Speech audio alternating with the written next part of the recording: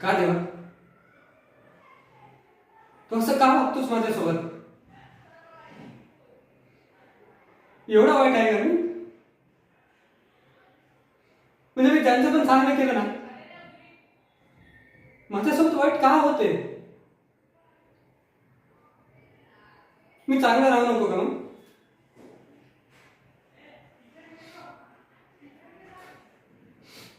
वा वा रे वा वा.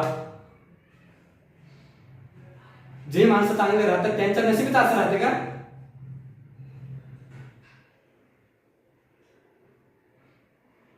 म्हणजे याचा अर्थ मी चांगलाच नाही तेव्हा. एवढं सर्वांचं चांगलं करून माझ्यात नशीब असं म्हणणार मी काय करू? तो मला सांग ना तू.